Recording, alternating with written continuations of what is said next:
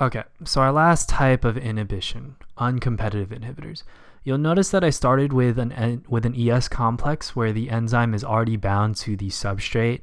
The reason for this is because uncompetitive inhibitors can only bind to the enzyme once the substrate has already bound to it. So it follows then that with an uncompetitive inhibitor, you're going to have your lowest inhibition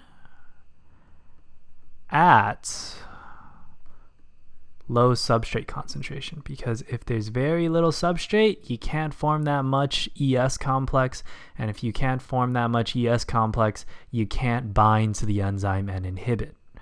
On the other hand, you're going to have your highest inhibition when you have a lot of substrate, because when you have a lot of substrate, you're more likely to form the ES complex, and when you form that ES complex, your enzyme or your inhibitor can actually bind and inhibit the enzyme.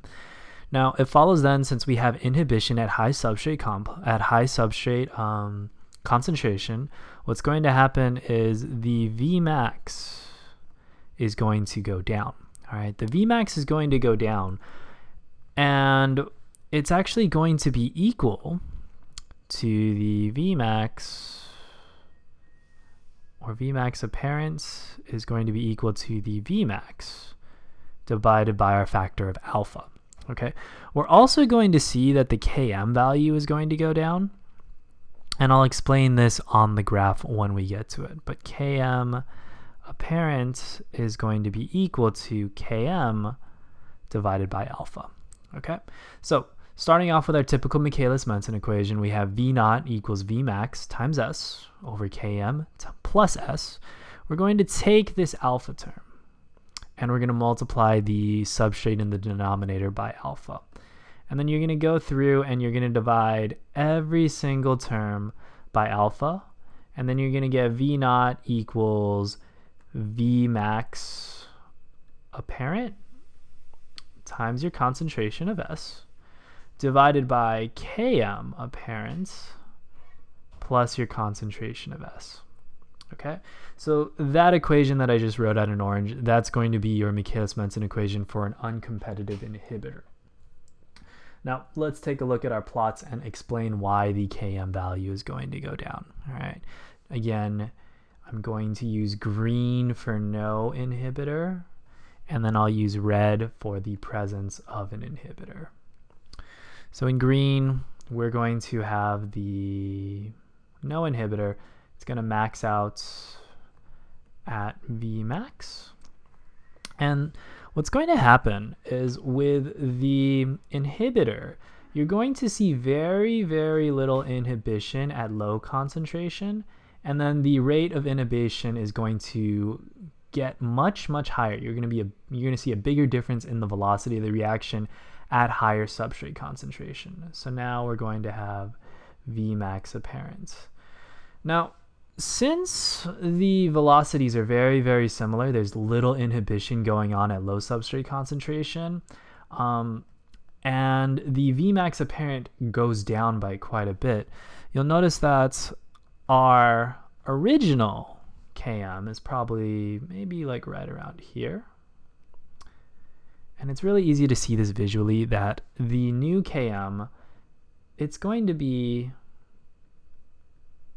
Km apparent, it's going to be slightly lower. All right, so our Km is going to go down, our Vmax is going to go down. They're both going to go down by the same factor, and that factor is alpha. Okay, now Lineweaver-Burk plot. Let's go ahead and draw this out. What's going to happen is uninhibited, you have 1 over Vmax, and then you have -1 over Km.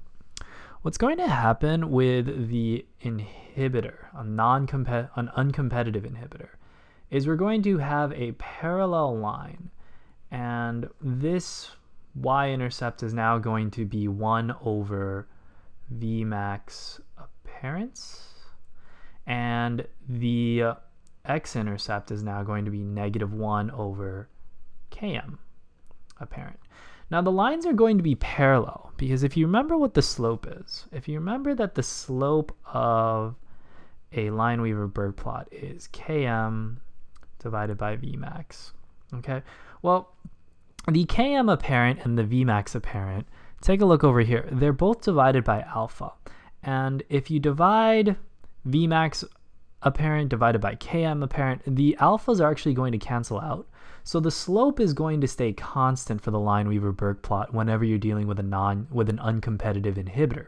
The only difference is where the intercepts are going to be located. Okay, so one thing that always sets off an uncompetitive inhibitor compared to the other inhibitors is you're going to have parallel lines, same slope. Okay, it's just their placements and their intercepts are going to be different.